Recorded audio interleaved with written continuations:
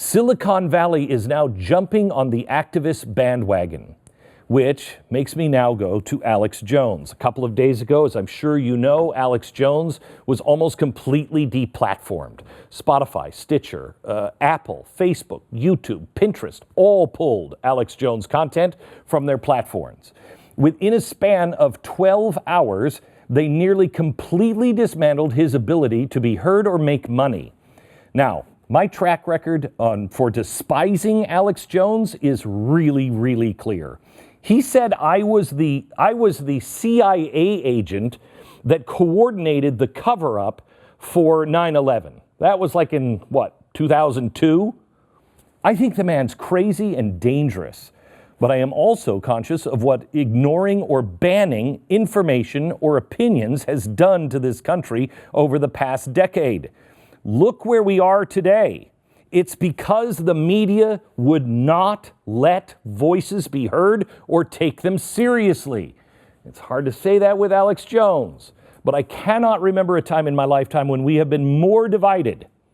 Now, people will make the argument that this isn't a First Amendment issue. After all, these platforms are owned by private companies. I do not want them made into utilities.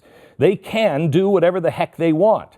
But when it comes to restricting free speech, I see no difference whether it's coming from the government or from a juggernaut media platform.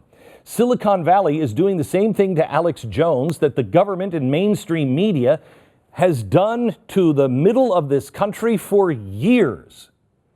In trying to punish him, they're actually effectively proving him right to his audience. Let me show you. In true Alex Jones style, I'll help them get started. Guess where Google board members Eric Schmidt and Roger Ferguson were just a couple of months ago? Wait for it.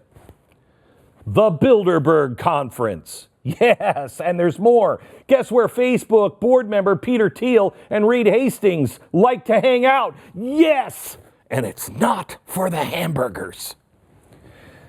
But in all seriousness, these companies are effectively turning Jones into a martyr for people who would believe this crap. Apple claimed that Jones was banned for using hate speech. What hate speech? Which one? Can you define it, please, so we would never make that mistake? YouTube cited the same thing. Now, if you're a social media company that wants to build a platform that excludes hate speech, that's great. If you have clearly defined it and you are consistent in policing said speech, then media companies, nobody would have an issue. The problem is there is no consistency. Sarah Jeong, a known racist, and yet she got a job for the New York Times editorial board. She was not kicked off of YouTube, but Candace Owens, a black woman, just changed the exact tweet, just changed it from white to black. A black woman posted it, and she was kicked off of Twitter. YouTube also kicked off Alex Jones. But here's my problem. They also maintain a Nation of Islam page. Stitcher booted Jones' podcast, but Nation of Islam members remain free to air podcasts with Louis Farrakhan. The same group also has a page on Facebook.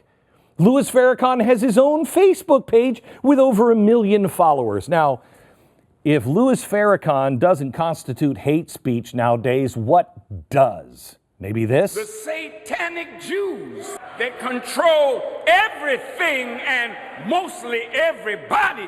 You are not the chosen of God. You are the chosen of Satan. I'm talking about the wicked ones in the Jewish community that run America, run the government, run the world, own the banks, own the means of communication. They are my enemies. I mean, how's that not hate speech? And I don't want him taken down. I remember when I first, back in the 80s, I'm thinking to myself, why isn't this guy banned? Very, very smart newsman said, because, Glenn, you'll make him into a martyr. Let him talk. Let him talk. This kind of content is on every platform, and the same platforms that banned Alex Jones. Can you trust the technocrats in Silicon Valley to determine what is hate speech and what isn't with this track record of inconsistency? Here's my fear. Is Ben Shapiro next? Is Dave Rubin next? Is Joe Rogan next? Am I next? Who's next? You have to give major props to Twitter, who must be under enormous pressure. Yesterday, they announced that they would be one of the few, maybe the only platform not to censor Alex Jones. Jack tweeted, quote, "Accounts like Jones can often sensationalize issues and spread unsubstantiated rumors, so it is critical journalists document, validate, and refute such information directly so people can form their own opinions. That's what best serves the public conversation best." Now look, that's the key. But if you believe that people are stupid, then you have to be a policeman. If you believe in the American experiment and everybody's responsible to figure it out on their own, you can let them read anything. It's a radical thought, letting the battle of dangerous ideas and speech be fought in a more fact-based and be fought by more powerful ideas and more speech. Implement that, and maybe, just maybe, we can claim to live in a country of free speech.